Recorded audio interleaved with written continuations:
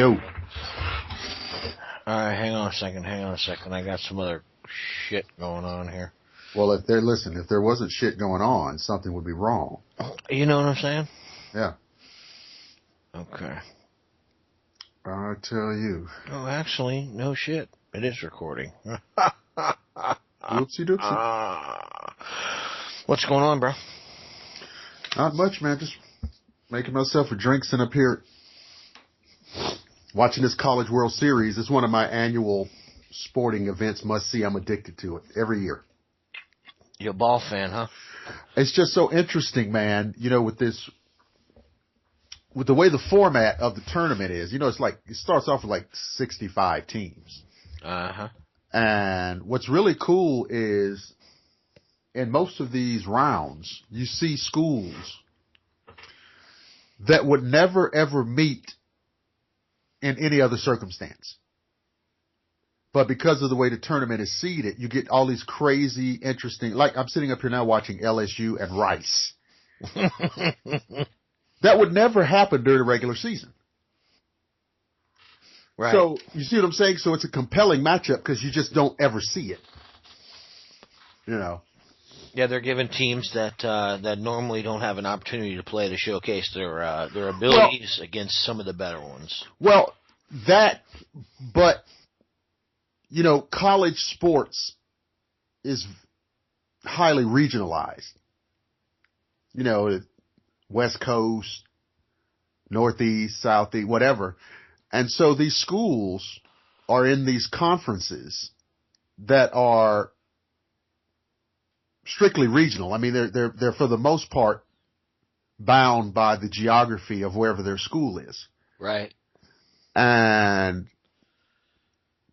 so, you know, LSU's in the Southeastern Conference, Rice is in whatever conference they're in. Right. And Rice is in Texas, I think. So this over the weekend, I mean, I saw these weird matchups. Like, you know, I saw schools I never heard of. Like you see, like I saw, you know, there's a lot of colleges in California, like Georgia and Florida. I saw a school called South Beach University. They got South Beach University. They got Long Beach University. They got Cal State Fullerton, and all of these weird schools, and they're playing these other obscure schools like, you know, Northeast Louisiana State. Well, you know, I think the point to all of that is basically that media attention is given to those regional schools every single year. Yeah. And here you have the opportunity for a wild card team that may be just as good, I'm sure. Oh yeah. I'm sure you saw some excellent pitching on the mound from some of these other unknown schools. I was quite struck by the talent. You know, they got, you have a school that you have Central Florida, you got Florida Gulf Coast, you got South Florida, and there's schools down there, I forget their names. Well, you got Southeast Florida, right? That's when my son goes to Southeast. I mean, there's so many different colleges down here. It's crazy. And they all got good players. Yeah, man. They all got good players. And so, you know, I'm looking at, you know, I'm used to seeing, you know, South Carolina's always good. Alabama's always good. Florida, I think, is ranked number 1 in the country. Florida State is right behind them. You expect them to be good. Yeah. But these other little schools out there, man, I was kind of impressed by it. And so, yeah, it's just one of my fun little goofy things I watch every year. So I watched it all weekend. I mean, in between all my little weekend activities, I'm like, I got one TV on ESPN. I got the other TV on, you know, ESPN 2. And so I'm going from the kitchen to the office to this. That's what a fool I am. Oh man, you know, baseball was my life for 17 years, and I had a glove and a ball in my hand from the time I was in diapers. Yep, same here. My father played ball actually with Mickey Mantle, and he trained me. He was my coach most of my life, and I had an opportunity to go to college as a pitcher. I was a pitcher. I was groomed from the time I was an infant to be a pitcher, and I had skill. And every team I excelled on, every single team. I was always a starting pitcher. And one day, man, I just realized that I didn't enjoy the game anymore. Mm-hmm. And at that time, and to this day, I struggle watching the game because of the regrets that I have. You know what I mean? I mean, that's the truth of it right there. I struggle watching the game. I'll watch the World Series. Yeah. I'll watch the playoffs. I'll watch October. Yeah. And then I watch up to the World Series, and normally I'll watch a series, but I struggle with it, man. Really? It's something that hurts my feelings every time I watch a ball game. Let me tell you something, man. See, I was just like you. I played from the time I was 4 up until I played semi-pro. I played semi-pro ball and college balls not simultaneously, but during the off season I'd play semi-pro, and it was so meaningful to me. Let me tell you, and this stuff runs deep, like you talked about your dad. Baseball always runs deep. In a person or in the family. It's not an arbitrary game, right? No, not at all. Not at all. I lived it. I breathed it. I slept it. Yeah. It was life for me. Yeah. I mean, there was a cologne that was, I can't remember what it was called. I bet you somebody can find it. There was a cologne that vaguely mimicked the odor or the aroma of a broken in baseball mitt. Baseball mitt, yeah. You remember that? I can't remember what it's called. I actually do remember. Okay. I want to say. Yeah. I'm not getting off the top of my head. I'm not going to try to, but I had it. I know exactly what you're talking about. Well, I ended up playing semi-pro ball for a team called the Atlanta Cardinals. And my uncle told me, hey, they're having tryouts. You need to go down there and try out. I was like, okay, well, how did you know? Just go down there and try out. Well, when I get down there, I meet the owner, the team owner. And the owner of the team is a man named Frank Anthony. And I recognized him. I didn't know his name before that, but I recognized him because he had umpired games that I had been playing in from high school down to Pony League, down to Mustang League, down to T League. I've seen this guy my whole life on fields. Come to find out, this guy, this Frank Anthony guy, had owned this team since 1960, when my father and my uncle were playing for him. When they played for the Cardinals, he owned the team. And here I am, 25 years later, and I'm walking right into this. The same owner. Next generation. And it was remarkable, it was nostalgic, and it was terrifying. Because all I heard about was how great they were. That's right. Those some big shoes to step into. We played a game on a field. I can't think of the name of the field right now, but on this field, the center field fence, dead away center, was 409 feet. And behind that fence, Mark, was a incline, like a 80-degree incline. And at the top of that incline were train tracks. So we're talking about, 430, 440 feet from home plate. Frank Anthony told me one day, we were playing at this field, he said, "Hey man, your dad hit a ball up on those train tracks." Yeah, that's what I did. I just sat there and started laughing and shaking my head. Yeah, that's unbelievable. Yeah.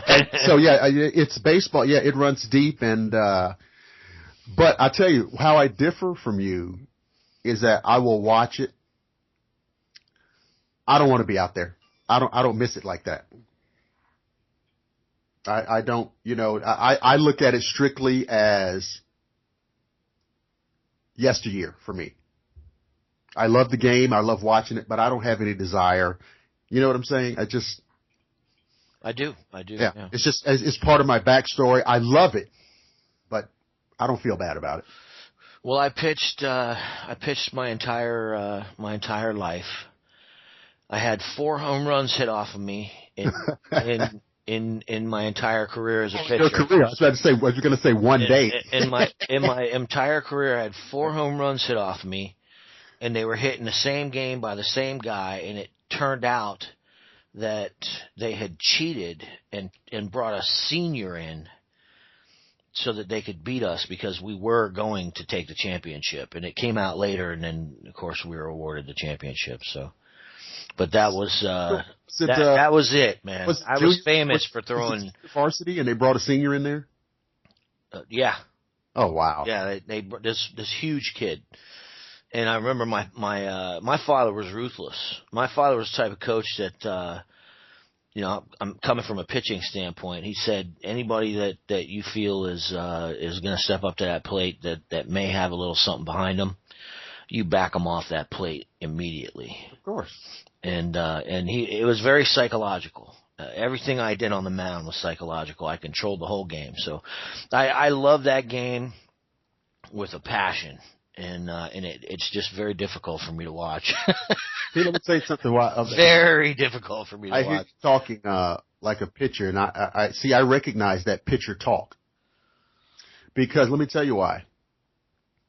See, and I can even tell you in some ways why you were successful as a pitcher.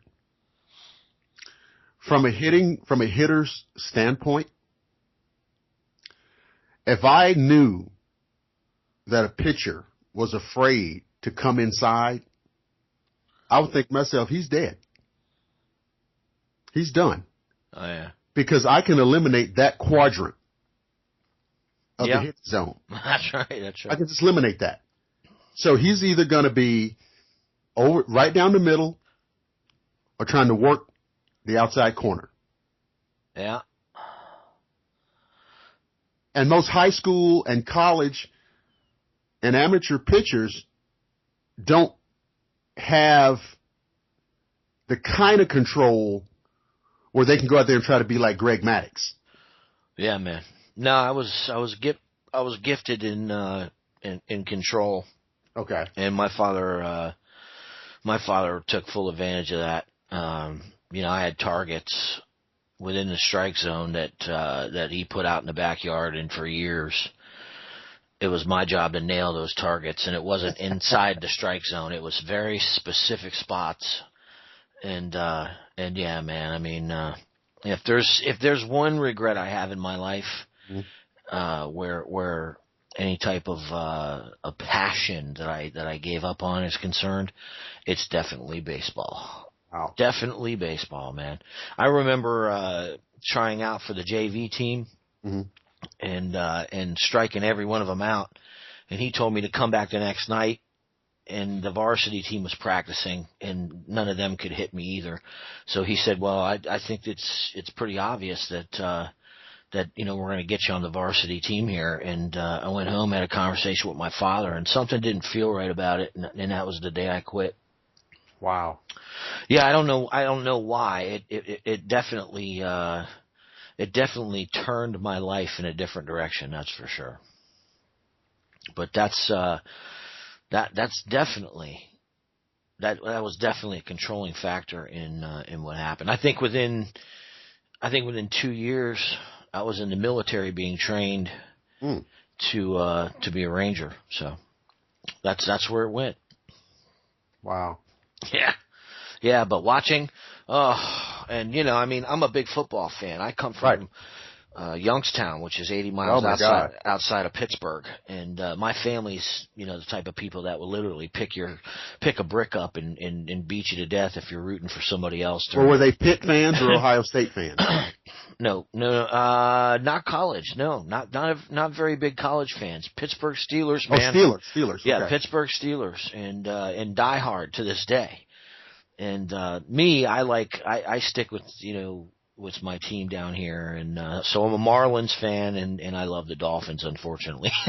Well, no, see, here's where you're making a mistake. Don't apologize for rooting for your hometown team, because there are a lot of bandwagon fans across America. For example, there's people who will become a fan of whoever wins the World Series. Yeah, that's or the Super Bowl. True, man. So there's people right now waiting to see whether or not they'll be a Golden State or Cleveland fan. That's right. They're just waiting. Whoever wins.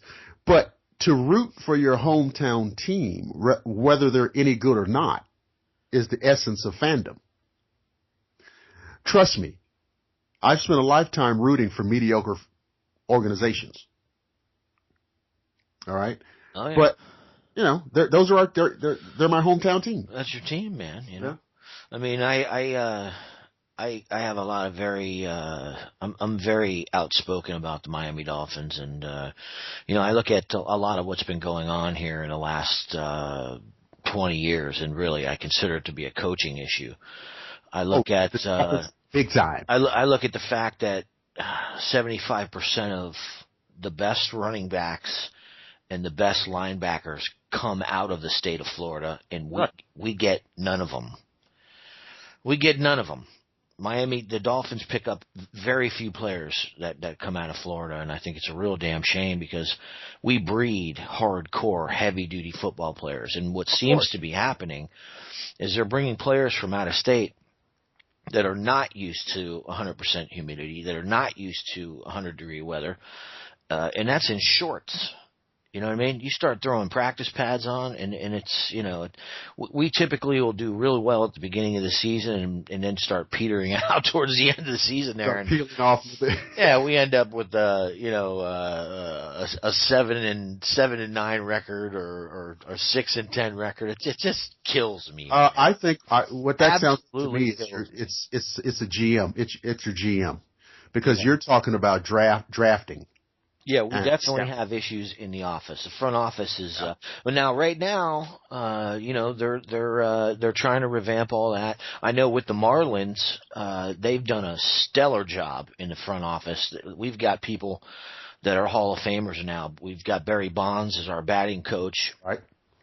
We've got, I can't remember the guy's name, who's actually the manager now, but he's a Hall of Famer. I mean, the Marlins are really doing well right now, so I'm happy about that. There's no reason why a team down there should not be successful. Because look, listen, football or baseball. Let me tell you something. Florida, Georgia, Texas, California. Florida, Georgia, Texas, California. That is where the power of youth baseball is centralized. If you don't believe it, look what happens in the Little League World Series. That's right, buddy. Look what happens in this college World Series situation. Miami's in the tournament. Florida's in the tournament. Florida State's in the tournament. Texas A&M is in the tournament. South Carolina, the power of these sports is centralized in these particular areas. Yeah, football too, college football too. Oh, absolutely. There's and I know that there's like fans of, you got a Big Ten. Let me tell you something. Week to week in college football, and I dare say high school football. High school football especially. You're talking about a real situation. And I'm sure it's like that down there with you. Our high school football games come on TV. Yeah, ours too. Yeah. So what's happening out there. Man, it's really something watching, a local high school team over the years, and then watching those players drafted into the NFL, into college, and then from college into the NFL. You can see it, you know. Oh, Don Mattingly is your manager, right? Yeah, that's right. That's Don right. Mattingly. Yeah. I mean, we've got some incredible people in the office now, and the Marlins are going to do well. This is their first year really where they're rebuilding, but they're dumping a lot of money into the team, and hopefully this time it won't be a repeat of Mr. Blockbuster buying everybody he needs to get the World Series and then selling everybody off the next season. You know what I mean? The rent a player. Yeah, rent a player, build them up, and then sell it.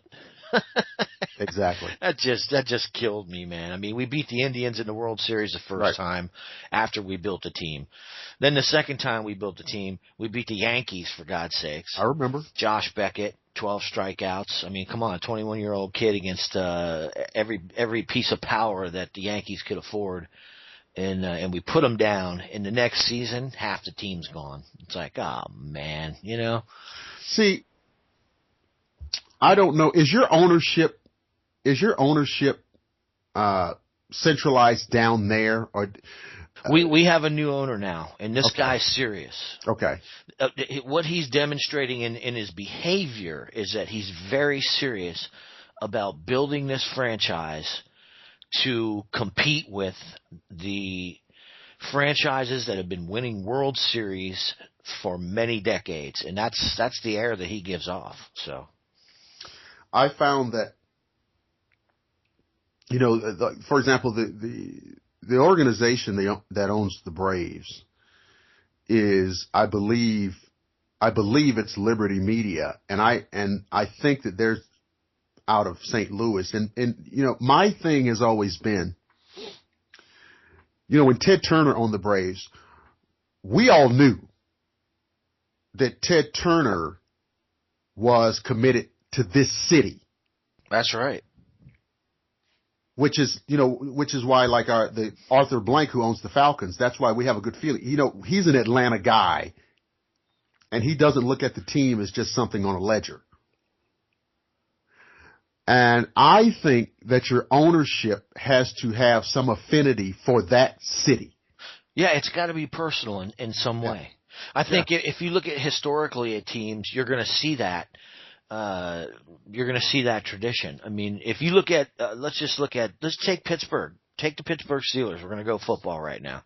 Right. You take the Pittsburgh Steelers, and you look at what they've done just in the last 50 years under that ownership and that family as it's been passed down. It's incredible. Absolutely incredible. And it takes that type of dedication, I think. But look at I look at their in the last 8 or 10 years. Let me tell you, you got an organization there. You got a, you know, obviously loyal fan base and what have you, but they go to the playoffs. They didn't win the Super Bowl, but the thing about the Steelers that I like, and I like their coach, and the thing about it is they're always competitive. Oh yeah, man. You're not going to win everything every time, right? No, but they'll knock you out of the playoffs. But they're always in the mix. They're always in the mix. Yeah, man. And you know, they've always had a slinger, man. They've always had a quarterback that could sling the football, man. Ben Roethlisberger, for as much negativity that guy takes, right, that guy is a gunslinger. He's a throwback to the Brett Favre era. You know, he's a throwback to the Johnny Unitas era. I mean, this guy, and the other thing about it is you cannot bring that man down with one guy. No, he's a big dude. You got 3 or 4 guys hanging on him, and he's still slinging it sidearm 45 yards for a touchdown in the corner. And you better. And the thing about it too is, like, if you look at big time college football now, what you'll see is that kind of Ben Roethlisberger style of quarterback play is not what's coming out of college. So you better get a good look at him and appreciate what he is and what he's doing. And what he's done, yeah. And what he's done. Because just the game changes, the game evolves. I mean, they're looking for mobile, fast quarterbacks. Well, but you know what? Because you got defensive ends that run 4.40s. That's right. And here's the thing: the offensive linemen aren't changing. No. So what are you going to do? You got to have they're cinder blocks. Yeah, man. They're living human cinder blocks. 320, 330, and right. And they're not running a 4.4. I got to do it for you. Right. And these guys coming out of college are so big and so unnaturally fast and quick and all this kind of stuff. Oh man. That what happens is teams start drafting quarterbacks with like commiserate skills. That's right. That's right. And I think they're looking at it like, listen, the guy's got all the physical ability now. Let's get him in the pocket. Let's put a lot of pressure on him, and let's teach him how to respond to this, and with some accuracy. You know what I mean?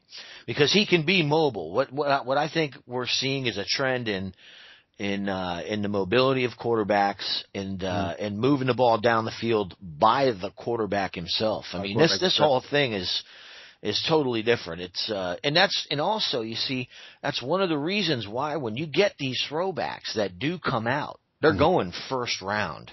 You get a guy. I can remember when Peyton Manning was drafted. Right. That was at the beginning of this whole thing, where they were looking for these mobile guys, these guys that could jump out of the pocket and run, 10, 15 yards, do the little slide. He was so good, he's going to get drafted.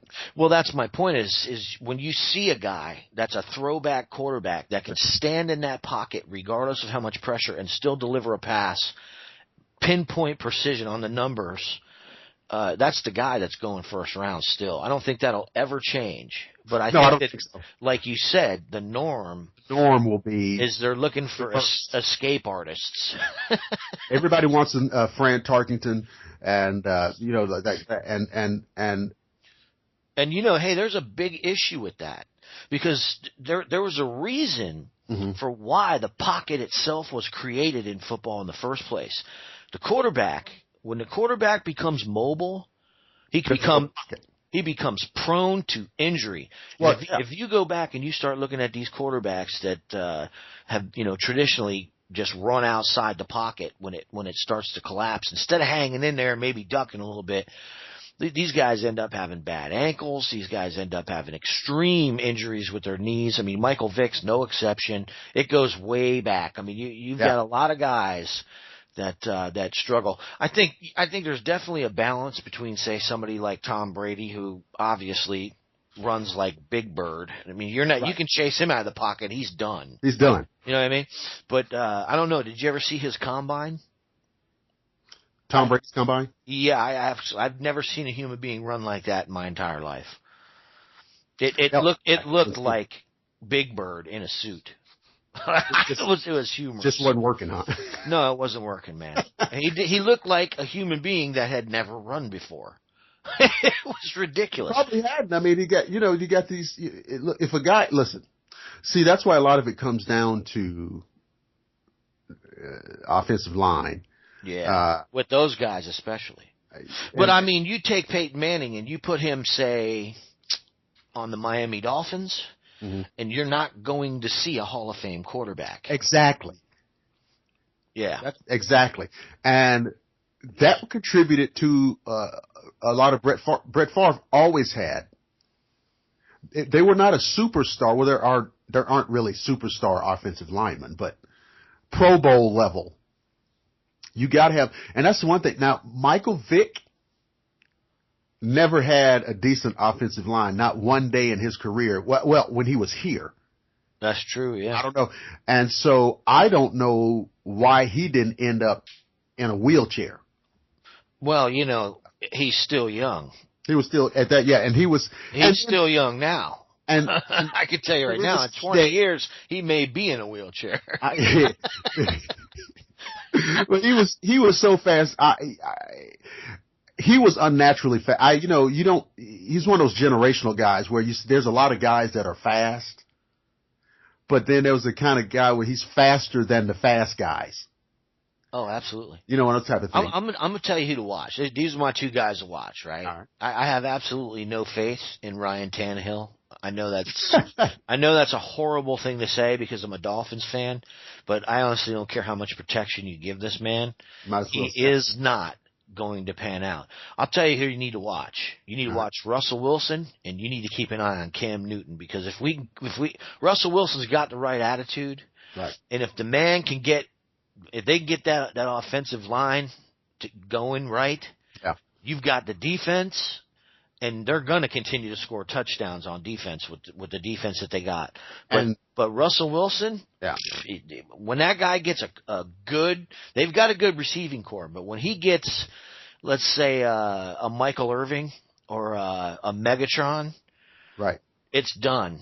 It's a done deal. And the other guy is Cam Newton. If Cam Newton can straighten out his attitude, he's not going to, and begin to I'll tell you what they're going to do. They're going to get him in they'll get a psychiatrist in there on his ass. I mean, they've got tens of millions of dollars invested in this guy. One of sports counselors. If you think he's not seeing a psychologist about all this, you're sadly mistaken. Well, I think he is. This guy's in therapy right now. But see, and I don't doubt it. But see, here's the thing: I don't think he's crazy. I don't think he's crazy. I think what you see is what is his personality. I think that's what he is, and I think I think since he was 5 years old, he was always the superstar on the team, and I think he was just catered to and absolutely catered to and mollycoddled his whole life. And I mean, if you think it's going to change just because you turn, now listen, it is true. Cam Newton can throw a football through a brick wall. Yeah, man. There's no question about it. His problem isn't physical; it's psychological. He could be the best. He could be a Hall of Fame player, but he's got to. And I don't dislike. He's a young guy, and these guys are always dumb. He's got to understand that if you just play the game, and when I say play the game, I mean with the media, all you have to do, man, is smile and answer their questions for 3 or 4 minutes and get on back to the locker room. But you're not going to win against people with microphones. That's right. That's right. Especially not when they're gearing to screw you up. Right. Period. That's it. Right. They're phrasing questions that, like, obviously it's like if you even open your mouth, there's nowhere to go. Right. But he's got to understand I'll tell you. I'll tell you who else. Who another guy is. I can tell you right now. If Indianapolis makes the mistake of getting rid of Andrew Luck, whoever picks that kid up is going to go all the way. And I don't see them doing that, but I think they're going to continue to build the team around him. But if they screw up and get rid of him, biggest mistake they'll ever make. Well, you know what's happening now, because he's a smart quarterback, and there's a big difference. He's huge, he can sling it accurately, and he's got brains, and that's the big three right there. What's happening now is that the public, or the football fan public, has figured out that trades and drafting is the responsibility of the GM.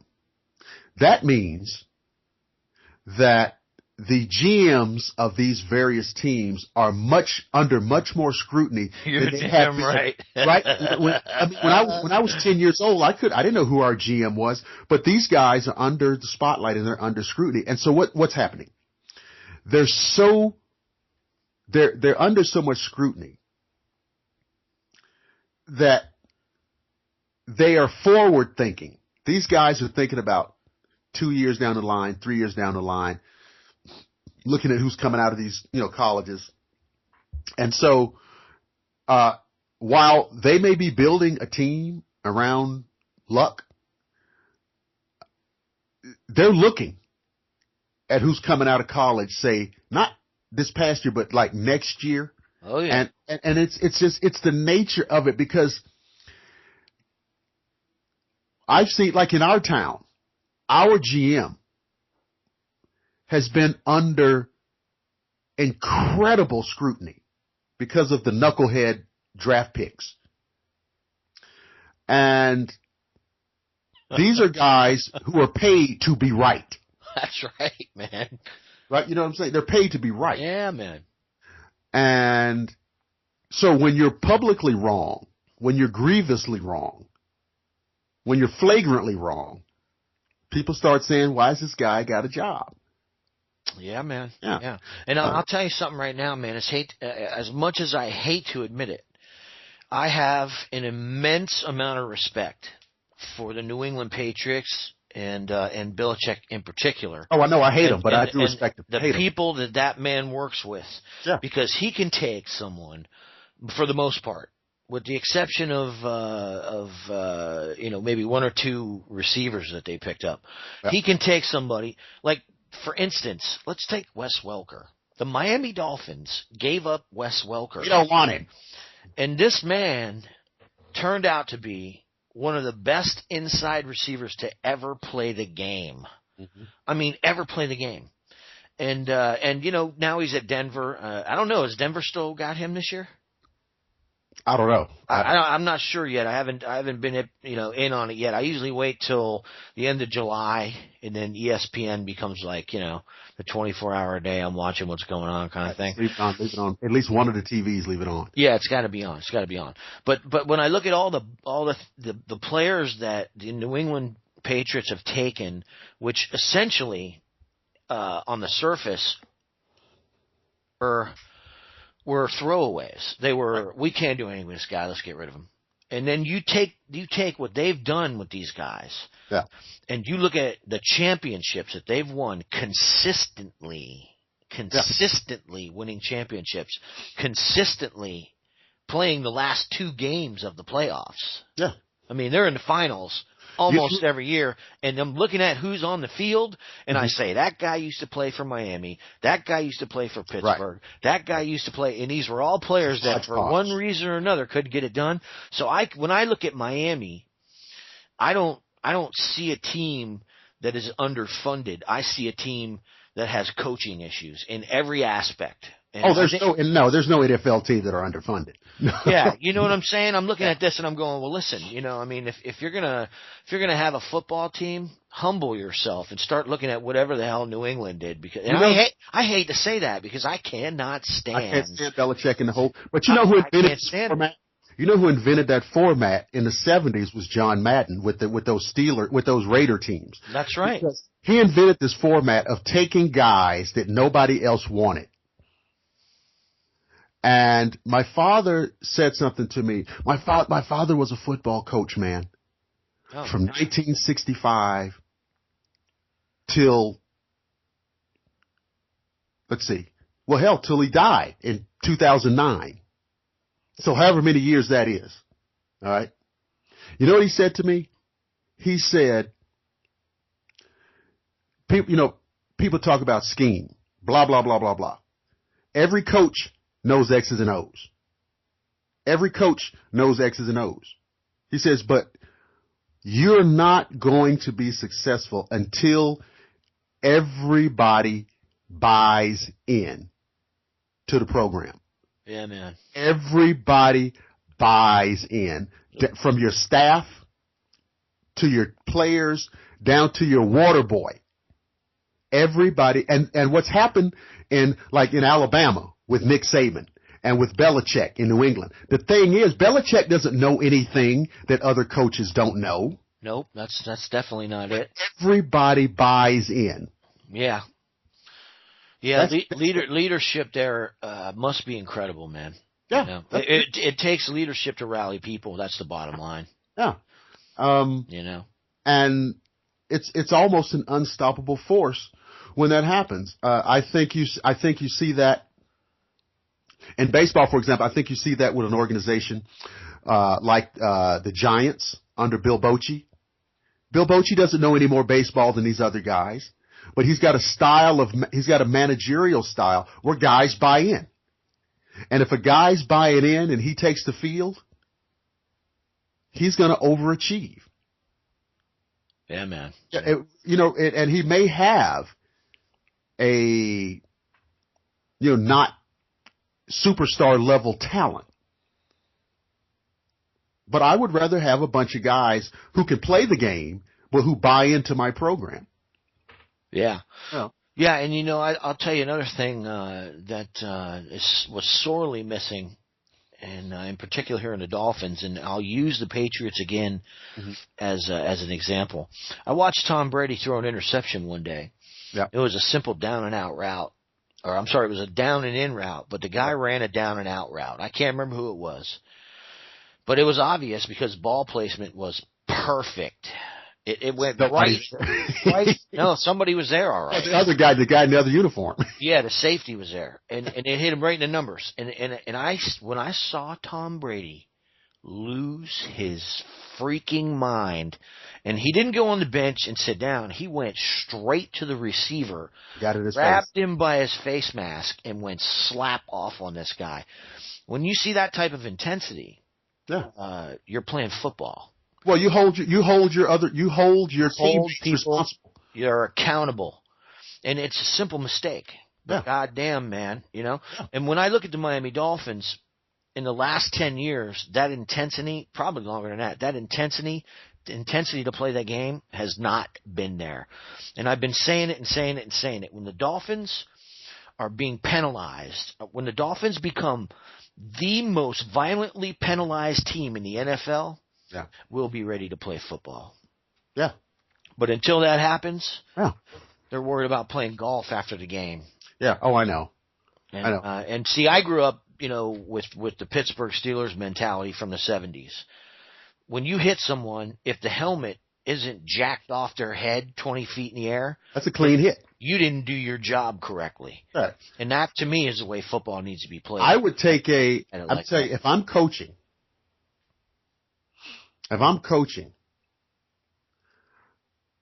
and the game at that moment is not hanging in the balance, I would absolutely take a roughing the passer call. Let me tell you, especially in the first half, especially in the first quarter. And let me tell you why. Because that's a telegram. You're setting a precedence. That's a telegram. It's going to be a long day for you, boy. I say do it on the first play of the game. Yeah. You know what I mean? Just like you talked about brushing a guy off the plate. Yeah, and that was commonplace. Let him know. My dad called timeout in the beginning. He's not going to get in this batter's box and dig in on me. That's right. He called timeout 2 pitches in and say, "You see this guy? You see this guy right here? Yeah. Back his ass off the plate." Yeah, I mean, you know what I mean? And the next 3 batters are staring at me looking like that deer in the headlights. Yeah. And I'm just throwing right down the middle. Boom, boom, boom. Maybe you guys didn't know this, but this is a man's game. This is a psychological game here, pal. Yeah. You know what I mean? Absolutely. I played third base. And my father, even when he wasn't coaching me, he was coaching from the grandstands. You could imagine. And we would always, if you have a guy, leadoff guy, whatever, he would tell me, come on up, take the bunt away. Given the situation, right? And he was so aggressive. He said, look, whatever they're going to do, they're not going to do this. That's right. They're not going to move this man over. You get right up in his damn face. And if he's going to hit the ball, he's just going to hit the ball. But he's not going to bunt this ball right down in front of you and move this man over. And I can't even tell you how many instances I am sure that it changed the complex or the complexion of the game. Oh, man. You got to force the issue. I'm not going to let you do that. I'm not going to let you do that. You might do something, but I'm taking this away. Remember when Deion Sanders was in his heyday? The great thing, one of the reasons why Deion Sanders was so great was because he eliminated a whole area of the field. That's right. That was just shut down. Throw the ball over here if you want to. And that's what you have to do. Like you said, I'm brushing this guy back because I'm sending a message. I'm knocking this quarterback on his ass because I'm sending a message. That's right. You know, there's not enough of that in football these days. I agree. I understand I truly do understand and agree with the defenseless receiver calls. I agree with that wholeheartedly. But that's always been there. That's always been a part. Look, I've seen too many guys, man. I mean, I was around when Tatum paralyzed that guy. Oh, you remember that? Oh my God! I saw that game, and it was a damn shame. And it's funny because it was swept under the carpet, and people didn't want to talk about it, and you know what I mean. And it was just a given that if a quarterback had it out with a receiver before a play, guess where that ball was going? See, this is where I lay this at the feet of the NFL, and let me tell you why. See, believe it or not, most of this is ginned up by people in the public who really don't have an interest in football, or people in the media who really don't have an interest in football. They have an interest in controversy. It's activism. Okay. And there are people out in the public who don't like sports in general because it's something that men do, because there's a lot of money involved in it. There's a lot of attention paid to it. There's a large percentage of our culture that's devoted to it. That means they're against it. Well, it's brutality. It's cavemanish. Right. It's people. Bunch of Neanderthals. Yeah. Okay. You know. So I blame the NFL for trying to gloss over and cover it up. What I would do is say the following thing: football, by its very nature, is a dangerous game. If you go back to the Jack Tatum incident, if you go back to any of these catastrophic incidents,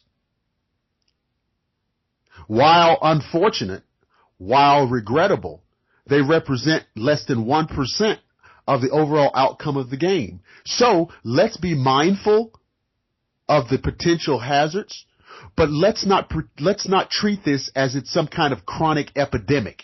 Right. And you diffuse it right there. Well, and you know what? Not only do you diffuse it, and I think that's a great way to put it, but also you just set a precedent. You pull some shit like that, and you're out of the game forever. Right. You hit a man like that on purpose, and Tatum did that on purpose, and he admitted it. You do something like that, and you're out of football. But what happens when you cover up? We talk about this kind of stuff all the time. What happens when you cover up is that you light a fire that wouldn't be there otherwise. That's right. Because now you got people digging around. Yeah.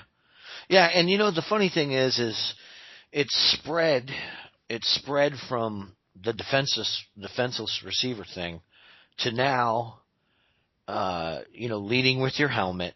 In certain situations, I can understand the leading with your helmet thing, but now it's to the point where you can't even drill the quarterback.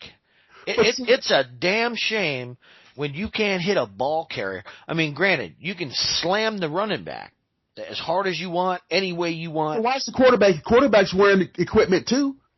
Yeah, and that's my point. The point is now what you have is you have people like Tom Brady who can sit back in his pocket with impunity and throw balls that would never have left their hands had these rules not been engaged. Because I can think of about 100 times where I was watching Tom Brady and probably he would have been taken out of the game, but they held back when they hit him.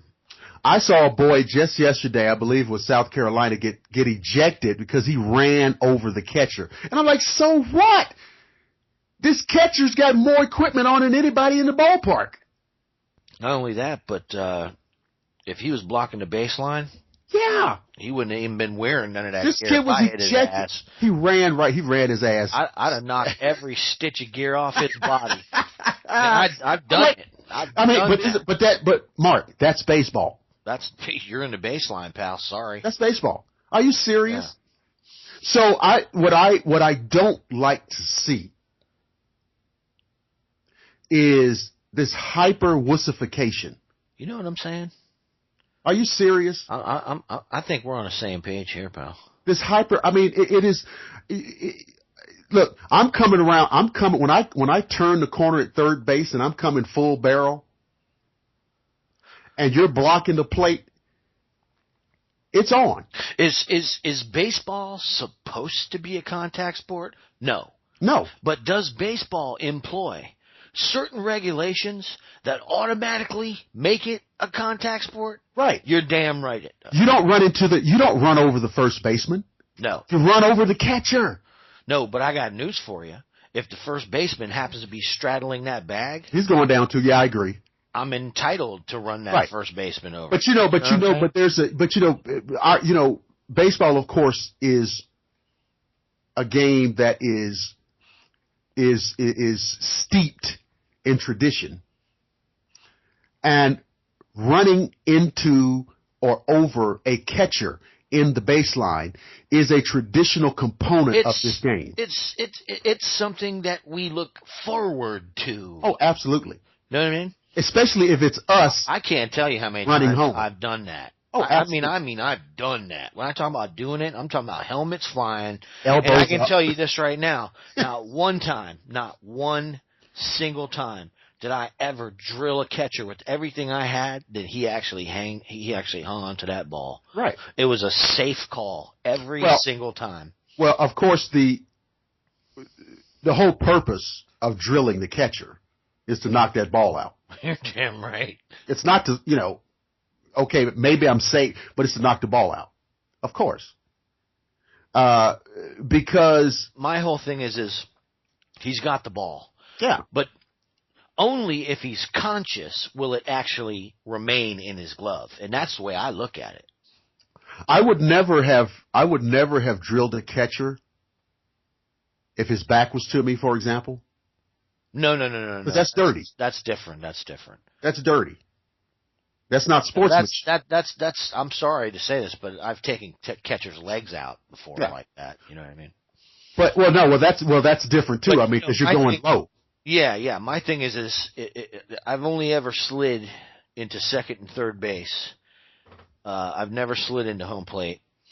And in second and third base, I have a sliding technique. I was taught full well that when I gouge with my rear cleat, right, there's a good 25 pounds of orange clay flying in the face of whoever's trying to tag. Look, if you're a shortstop or a second baseman, and you're straddling second base, trying to get a force, trying to turn a double play, I think every shortstop from T-League on up to MLB is aware that they could get turned over. Oh man. They ought to. If I'm coming, you better be wearing some goggles. Yeah. You're getting half of that chin strap. You're getting half of that sand on the ground in your face. That's the end of it. I kicked pounds of sand up. Yeah.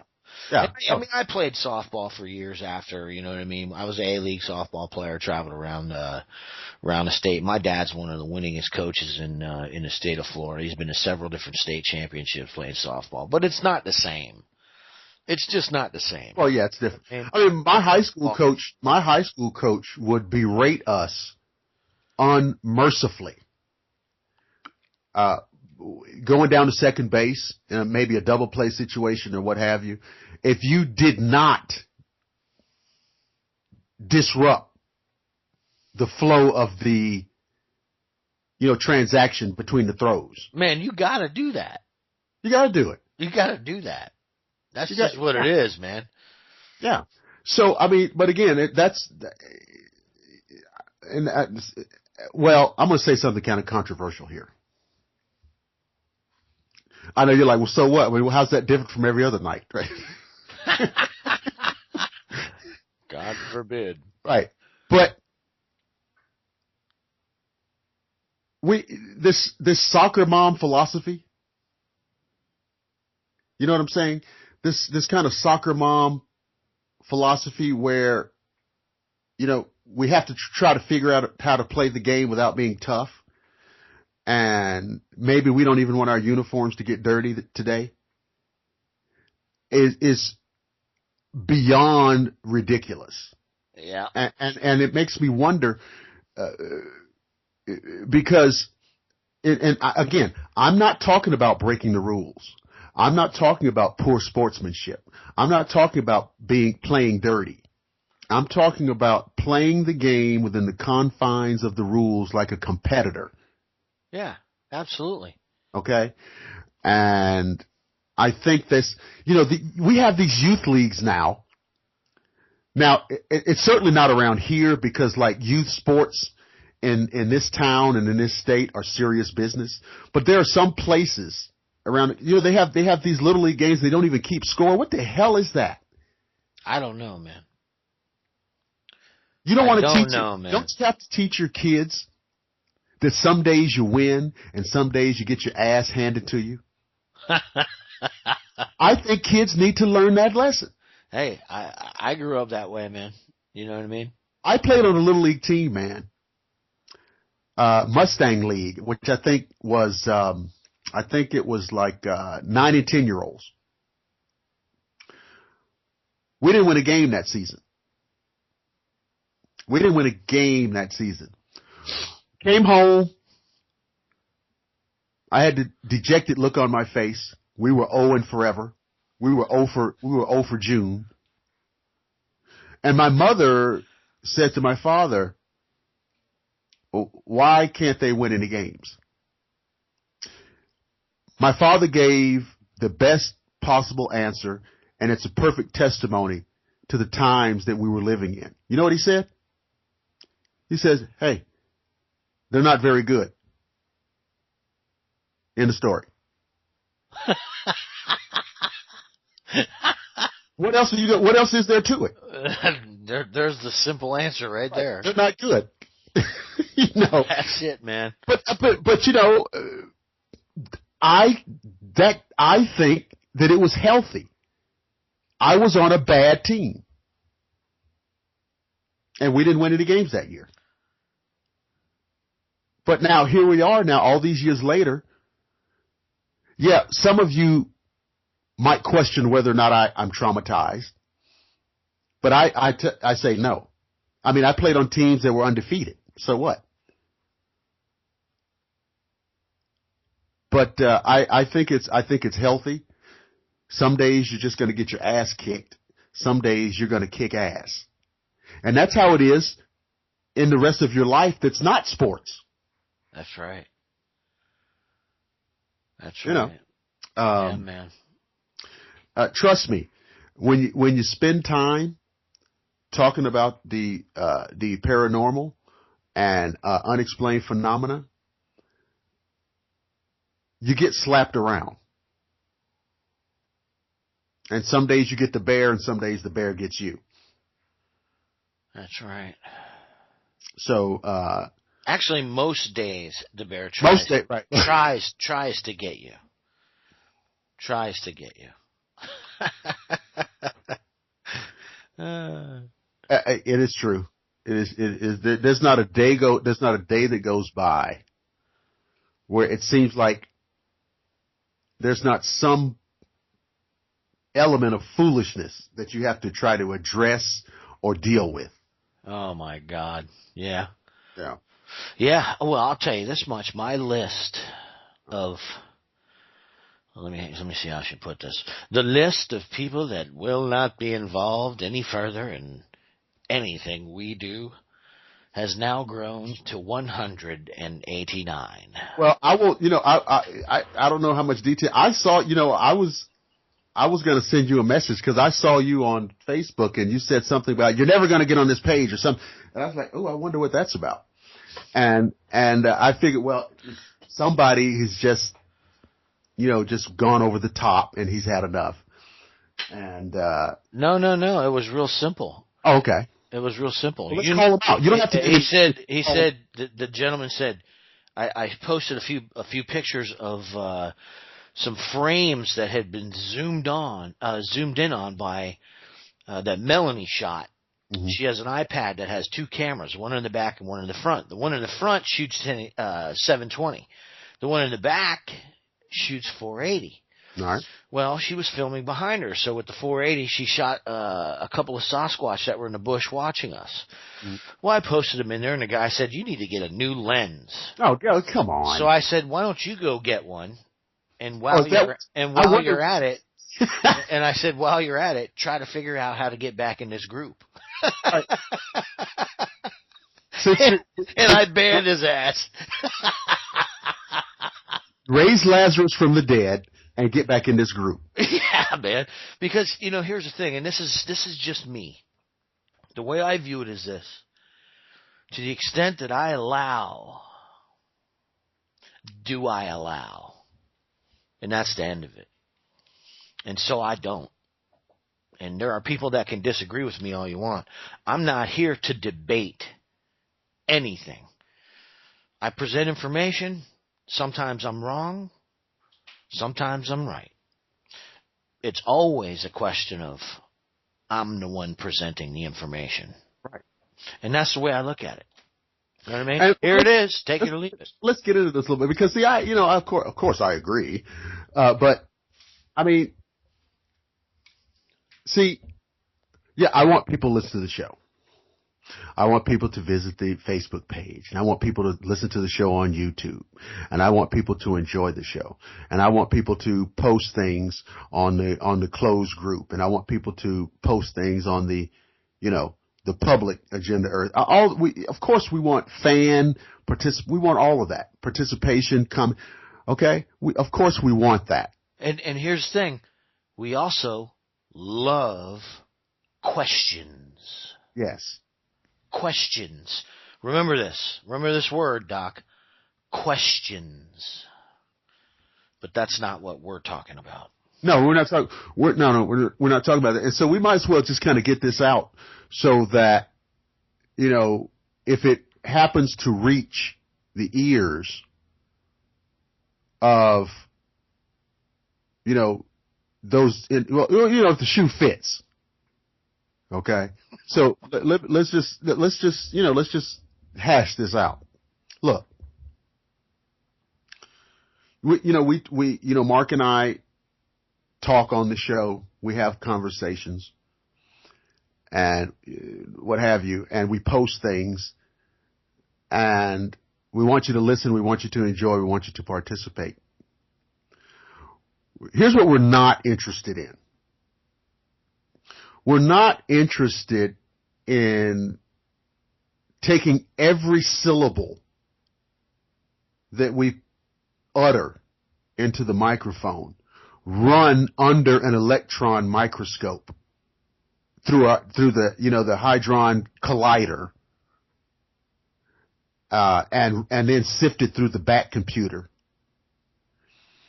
to see if there is any nuance that is subject to second guessing or critique. Because we deal in a lot of theoretical things. We deal in a lot of theory. We deal in a lot of supposition.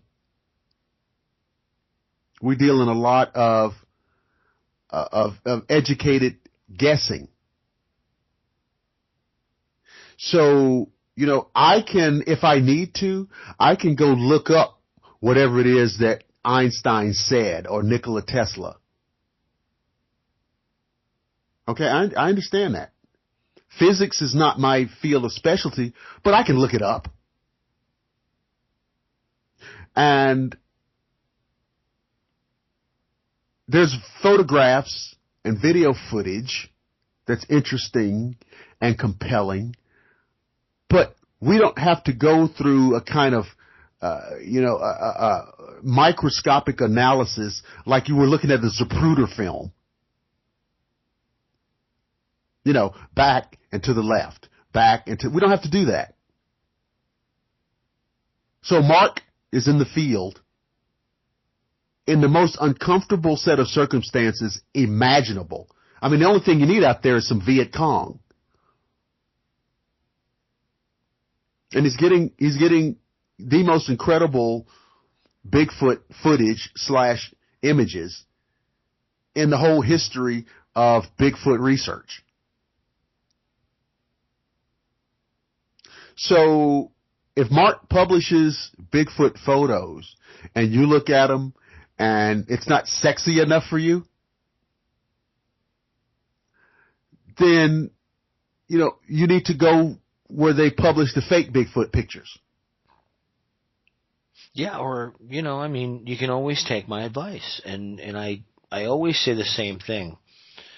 Watch that TV show where they're not finding Bigfoot. Yeah, that's, you know, those are all a lot of very common options. But I love to talk to people.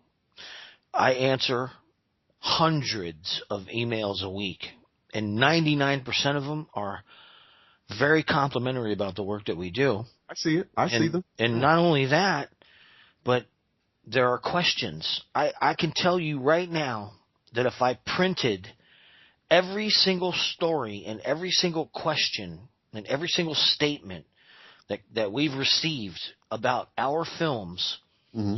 I would have a 900-page book right now that I could publish. And in the end of the day, these people are very respectful because they can see what's so obviously right in front of them. And so I take great offense to anyone mm-hmm. that would step outside of the respectful boundaries of communication with regard to the fact that Melanie and I actually really do risk our lives to bring this. Right. To bring these images. The images I posted in the last 3 days, we were within 12 to 20 feet, depending on which individual you were looking at. And there were between 11 and 13 of them now at this point that we found in one single clip. Now, if you could tell me anywhere else on the internet where you can find 11 different Bigfoot in the same frame that you can actually see it and look at it and know, whoa, that's something right there. That looks like a caveman. Then please email me so I can go look at it myself. The bottom line is, it's really happening. We're doing the best we can. And every time we go into the field, we get closer and closer and closer to that piece of footage where you're going to see a pimple on the side of his face. And it won't be long. I mean, if a guy was going down into a shark cage in the Great Barrier Reef in Australia, if a guy's going down in a shark cage in South Africa, or wherever, you know, you have these crazy killer sharks, and they're getting footage, well, you know what? Nobody's going to say, well, why didn't you get closer? Why didn't you get, I don't see his pectoral fin. That's right. Nobody's going to say that. But you guys go out in the field, and instead of, first of all, anybody who does, you have to respect anybody who does field work. There's a deferential level of respect that you get right off the bat because you've moved beyond the boundaries of just sheer speculation and, you know, just patio theorizing. All right? And trust me, if you're out in the field and you're observing Bigfoot, you are risking your life. And I mean in a serious, real-world way. It's more dangerous. You know, you worry about walking down the sidewalk in the ghetto. You're in less danger. Okay, than you are out there with these things. They are real and they are in the immediate environment. And Mark and Melanie are out there, so they are risking their lives, and it's very serious. Yeah, let me tell you about my day today. My day today, I almost stepped on a venomous snake. Good Lord. I was 6 inches from stepping on a venomous snake. My foot was on my way down. Thankfully, he went the other direction. Then, we knew we had one, so I framed up a shot. Well, there was a bush in the way. I went to go pull the bush out of the way, and bam, my $3,000 camera goes underwater. That's a bad day. You want to talk about a bad day? I'm looking across the way, and the apex skull comes up perfectly into view as my camera is falling into the water from the tripod. I was so distraught over what happened that I just said, pack it up, we're leaving right now. I couldn't even speak. We hiked all the way out. I don't think I said 2 words. And so now I'm trying the quick fix, which essentially is a 20-pound bag of rice to try to, draw the moisture out of it to see if I can get it to come back on. And this is a camera we make our living with. Yeah. I mean, this is, these are situations there, and me, I'm here, I'm posting, I'm trying to share it. You see, it's funny because people will say things about us running ads in our videos when the sad fact of the matter is that those ads support our work. This is how we buy new equipment. Well, see, stop right there, Mark. But in the end of the day, Doc, what no one's looking at is the 100+ images and the information that we share willfully with the public, because this isn't about money for us. All we're looking to do is support our work through being able to buy the equipment that's necessary for us to record this so we can share the truth of this incredible species with planet Earth. Well, but I got to stop you because I hit the brakes when you made that comment about ads on the videos.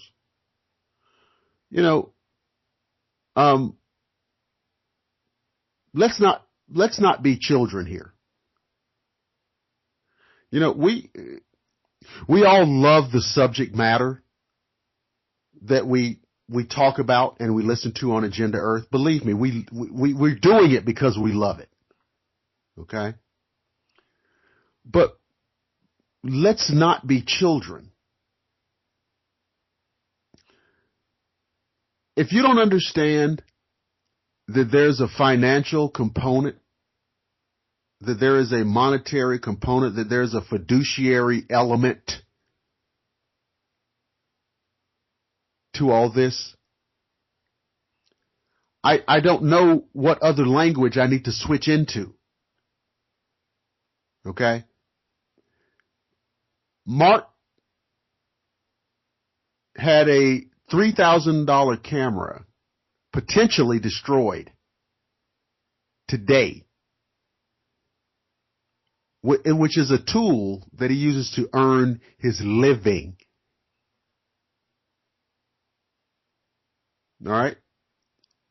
So the fact that we have to sit through a 15-second ad or however long they are on a video, it's not you having to work the Georgia chain gang, all right?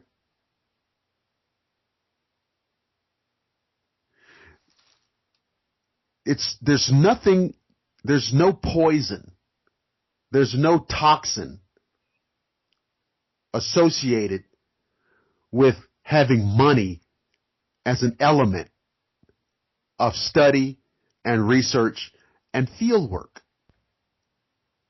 In fact, what the hell do you think it requires? That's right. It's called funding. Funding. Except here's the thing, Doc. The normal funding channels for research in the history of this subject matter won't touch it with a 10-foot pole. Of course. So it's people like me and Melanie and countless other individuals that put our own money into all of this. This isn't something that someone donated to us.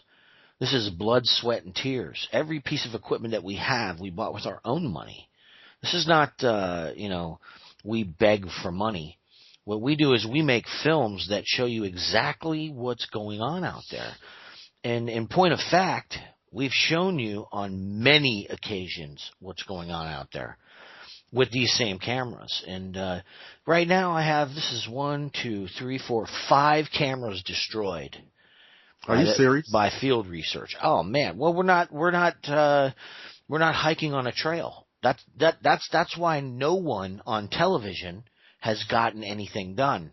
They hike on the trail. How the hell what are you going to break on the trail? A fingernail?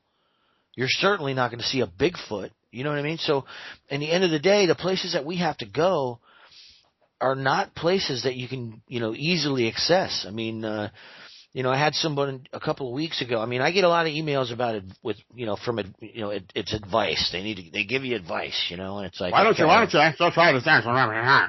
Yeah. We get a lot of advice, and I try to take a look at all of it and see what it is and what isn't, and some of it's pretty good. Most of it is stuff that we've already tried. And due to the nature of the areas that we study in and the thickness of the ground cover, the brush, the nature of the arboreal species that are in these environments, 99% of the suggestions that are made are obsolete. They talk about zoom, they talk about camera quality, they talk about this, they talk about that. In other words, it's a criticism. Learn how to operate your camera. It's like, I don't think you understand something, pal. The Bigfoot hides in a bush, and in between me and the actual Bigfoot that I can see with my own two eyes are 750 alternative focal points. You cannot, either through auto zoom or manual zoom, get to that image in crystal clear 1080p by the time that Bigfoot moves. This is a self-aware, self-conscious, autonomous human primate. They're thinking. They're just like you. They see you looking at them. Right. They make adjustments in real time. This is not, I'm studying a flower that's sticking out of the water and it's not going anywhere. This has been the most difficult and yet rewarding thing that we've ever done, because it's opened our eyes to many different aspects of hidden reality. But when we look at what really goes on in presenting the information to the public, right. If you listen to our introduction, I've said this before, there's something I say at the beginning of the show. I always say the same thing. Finding Bigfoot was the easy part. The most difficult aspect of all of this has been presenting the information to the public and then dealing with the uneducated public's opinions on what should be done. And I always say the same thing. If it could have been done to the degree that it's being done now, mm-hmm. it would have been done already.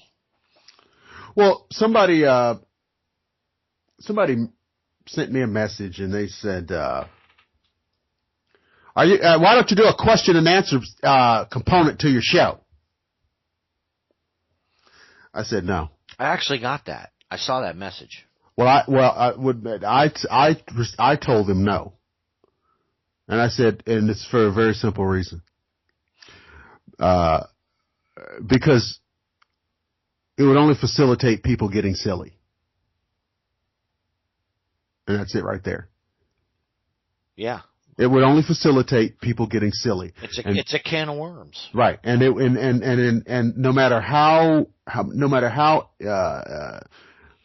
earnest this person would be, ultimately it would lead to people. It would degenerate down into, like you said, people talking about your camera quality, and people masquerading questions. There would be masquerading criticisms as questions. Yeah, and it's funny because when we talk about camera quality, where my subject matter is concerned, and my research in particular, I don't give a damn if you're wearing a $100,000 camera that they shoot the NFL football games with. Right. I've got news for you. The environments we shoot in determine the quality of the footage. That's the bottom line. There's nothing you can do short of what we're already doing. Right. The only thing that has not occurred yet, and it will occur eventually, the situation hasn't presented itself yet. But as crazy as this sounds, mm-hmm. when I know for sure that there's one in front of me in a bush, I'm jumping in it with him. And it's going to happen. I can guarantee you that. My entire goal is to jump in the bush with the Bigfoot and film what happens. Now, that may sound stupid. That may sound crazy. That may sound self-sacrificial. It may be even martyrdom. I don't know. I can just tell you that I've been zeroing in on exactly where these guys are at, and it's pretty damn obvious from the footage we get. They've now chose to get very close to us. Well, today I actually pulled it. It just turned off. It turned out that he got away before I could catch up to him.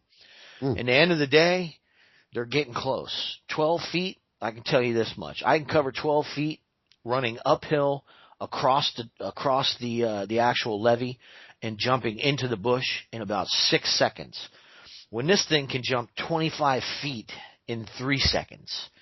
So it's going to have to be a situation where everything's right, but I'm going in. And Melanie's fully aware of this. There's nothing anybody can do to stop me, but at this point, it seems the only way we're going to get the footage. Right. So 50-50. He's either going to get me, or he's going to stand there, look at me, and turn around and walk off. Well, while we're talking about this, I want to go ahead and promote this lecture series that you and I have talked about, and probably some of the listeners have seen some of it splashed on Facebook. So we've come up with a live lecture series, and it's a Cryptozoology 101, the Sasquatch reality. So what this is an opportunity, because we know that a lot of people listen to the show. So what this is an opportunity for anybody out there to have a live experience with you, Mark Zaske, the guy who's out there in the bush, the guy who's out there in the wilds of Florida, God only knows where, documenting the existence of this creature. And it's something that you can, just like any other program or seminar or class that you would take, it's something you can, register for or whatever. And I'll tell you how to do that in a minute. But you will get instruction, information, details, whatever, from Mark himself during this lecture series. Now, when I say lecture, I don't want you to think it's going to be some dry, boring nonsense that you're going to have to try to stay awake and endure. So, Mark, just for 1 minute, can you kind of tell people what they might be getting in this lecture? Yeah, I'm going to go over exactly what it is that I did over the course of almost 2 decades to determine where, when, how, and why all of this is happening in our films. I'm going to teach you exactly how to find the areas to go into. I'm going to teach you exactly what to look for when you go into these areas. I'm going to teach you to learn from what it is you're seeing in the signs that you see. You will learn how to read tracks. Now, most people will find a track and take a picture of it, and that's the end of it. But the track will tell you a lot, and you're going to learn about tracking that animal. You're going to learn a lot about what those animals are doing just from the tracks, the location of the tracks. So we're going to get into very specific details on developing theory so that when you do return to those areas repetitively, you will begin to document repetitive evidence. And that's the goal. See, anybody can stumble on a track. A broken clock's right twice a day. But can you plan it and then do it? That's what we're going to teach you how to do. The series will also begin to cover the equipment that you'll need and how to use the equipment when you're in the field, which is really the most part. Anybody can run their camera from the backyard. It's different when you're in the field. There are a lot of things that happen just by getting out of the car here in the state of Florida in the AC. It takes 15 minutes for the camera to adjust to the temperature. The lenses fog out. There's a ton of different things going on. So there's a lot of information that you're going to receive that I don't share with anybody. You're going to get the inside story on how to do all of this stuff that you see me and Melanie doing in the Bigfoot Researchers Journal, right down to drawing them in and catching them on film. So you see what I'm talking about, guys. This is it's not some kind of silly little thing we're just kind of putting out for the sake of it. It's just real. So what it's going to be is a real-time live instructional conference. We're going to use Skype as the platform. Most of you are on Skype. You can download it for free. It's not going to, getting Skype doesn't cost you anything. So we're going to use Skype as a platform to facilitate the communication. There will be a 5-part lecture series. There'll be 5 sessions. 5 one-hour sessions. So you're getting Mark for these 1-hour sessions, with him giving you the kind of information he just detailed, with you asking him questions, with him giving you his insight. Like he said, 2 decades of experience at your disposal. So this is like above and beyond even what you get on Agenda Earth, I would say. Absolutely. Okay. Absolutely, because I'm going to make sure that the information that they receive is the inside stuff. This is the stuff that comes directly from my written journals. I don't talk about it with anyone. Okay, so there you go. Right there, you'll be getting information that is not accessible to the public. Right there. Okay. So if you're interested in this, here's all you need to do. We're facilitating this lecture series through the Institute of Metaphysics. Okay? So, you have a couple of options. You can call the toll-free number. It's 800-965-1504. That's all you have to do. 1-800-965-1504. Or, you can just email me through the Institute.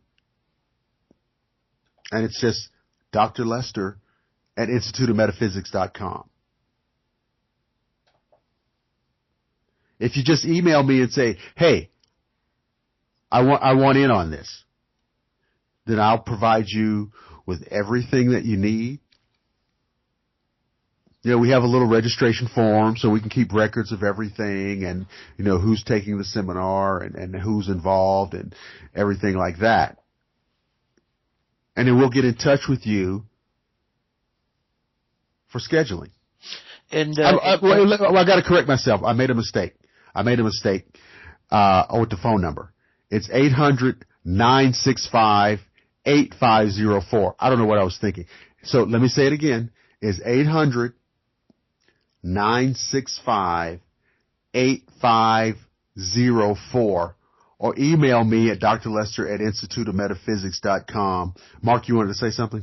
Yeah, I just wanted to let everybody know that you will get an actual graduation certificate at the end of this. Yes, I was remiss on that. So, if you do all 5 hours of the series, there's a certification that goes with it.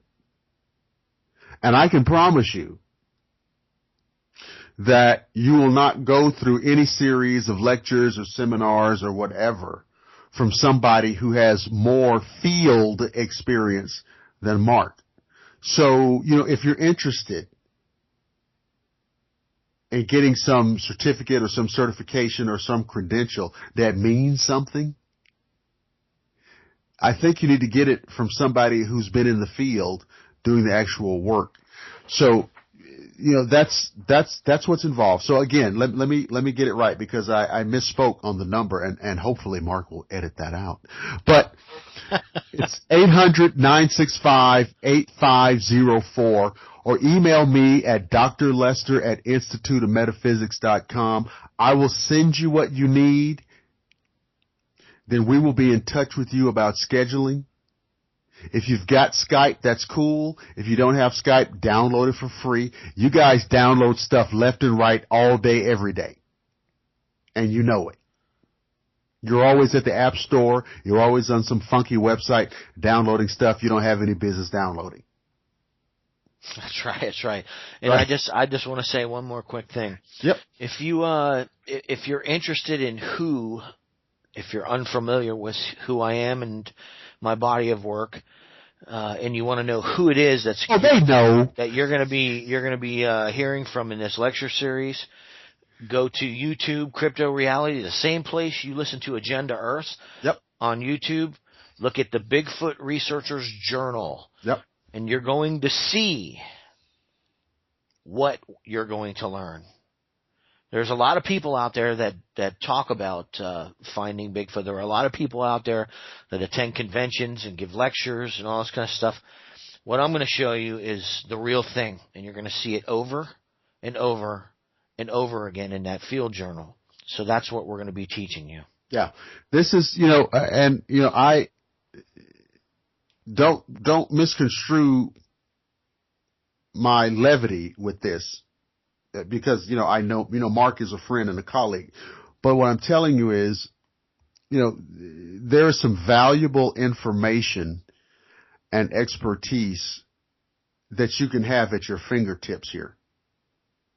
And the level of information that will be at your disposal that is not readily available to the general public is unprecedented. Okay? So that's why, we're promoting this lecture series, and we want you all to take advantage of it. Many of you have been on the Crypto Reality Facebook page, Agenda Earth Facebook page, looking at the video, looking at the photographs, commenting. Well, this will take you to another level. This will take you to another level. And so, please avail yourselves of that. Even if you have questions, if you dial the toll-free number, we can even address whatever questions you may have about what you can expect. But you'll be getting it straight from the horse's mouth, so to speak. You'll be getting it straight from Mark. And we're really excited to bring this to you. And I think I think it's something that's not even being offered. I mean, there are people out there doing Bigfoot research, and there are people out there with Bigfoot shows, and where the TV, these other little radio shows, but nobody's really saying, hey, I'm going to tell you what it's really like to be in the field documenting the reality of this creature.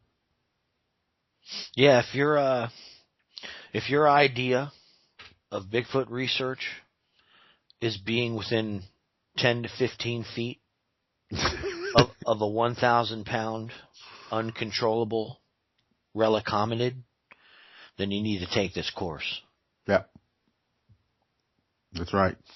So I think that it's something that you guys should check out, and also, since we're plugging and previewing and on an upcoming episode of Agenda Earth. Are we doing the girl? Are we doing the girl? I was Come on, man. I can't wait for this, man.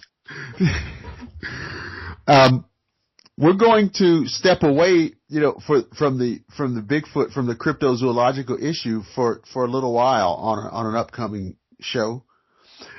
And we're going to talk about something that is very troubling, very dark, very disturbing, which of course means it's perfect for Agenda Earth, basically.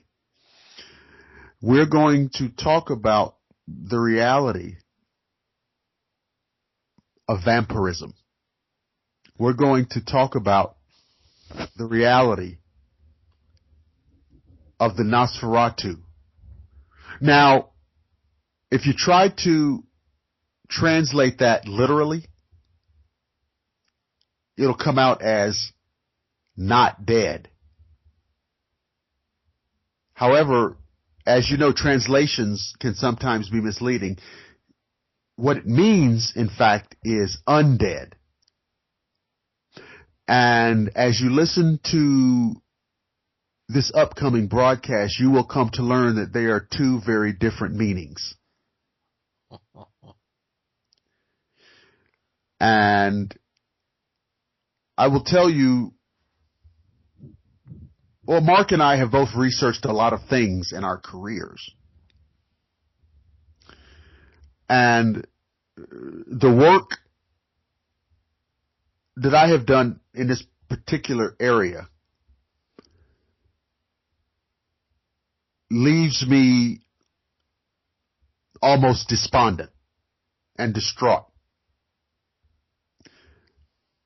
And I will share those and other thoughts with you on an upcoming show. So now, are we talking about? Don't beat around the bush, Mark. Are we talking about voodoo? No.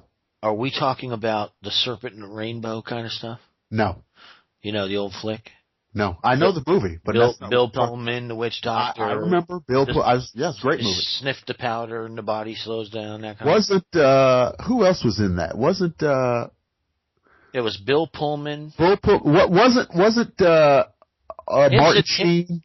Yes, and you know something? That was one hell of a movie, man. I remember. As a matter of fact, listen, let me tell you something. When I was in college, my theology professor, we viewed that movie in my theology professor's class. We viewed that movie in class. How about that? Because I had seen it prior to that. Somehow that doesn't surprise me because it's a logical explanation for zombieism. Well, but I can assure you that whatever it is, whatever the zombie manifestation is caused by, they're not sniffing powder. They're not sniffing powder, and it has, to my understanding, has nothing to do with the subject of these reanimated corpses of the dead that folklore calls vampires. Two separate phenomena. Yes. Would that it were. Two separate phenomena. And then just as a little teaser, yes. Are you and I witness to this? Yes. Oh, we're going again, man. It's going to be another one of those. Well, I don't know if you guys out there are listening, if you had a chance to review the savage murdering werewolf one, but let me tell you something. That episode is one of the most incredible eyewitness accounts that I've ever had the pleasure to participate in interviewing, and I can tell you right now, you got me full on in acceptance that it's real. Lycanthropes exist. They do, and they're not dogmen. No, that's a great point, Mark. Because see, dogmen exist as well, and I want to implore the listener to understand that what dogmen are is something gruesome, but they are wholly different from the lycanthrope. Okay? And similarly, gruesome are these monstrosities that straddle the boundaries of life and death. I wrote the account of my encounter. And it is true. It is true. And the audience knows this by now. It is true that I will succumb to my flair for the dramatic. And so as any decent writer should. As any did, right? Exactly. I mean, so I would lose my writer's union card, but I would tend to write up my encounters, which would just come straight from my journal, and I would always give it a title. Those of you who heard the account of the lycanthrope, I wrote as an account which I call Devil's Moon, which, given the subject matter, is understandable. This account that we'll be speaking of later, I call simply The Girl in the Graveyard. And all I can tell you is stay tuned, because it'll change your worldview. So, what you've heard, from baseball to football to Bigfoot to vampires, is the customary wonderful show called Agenda Earth. And I am Dr. William Lester. And I am Mark Zasky. Thanks for listening. We'll see you next time. Have a good night, folks. Sleep tight.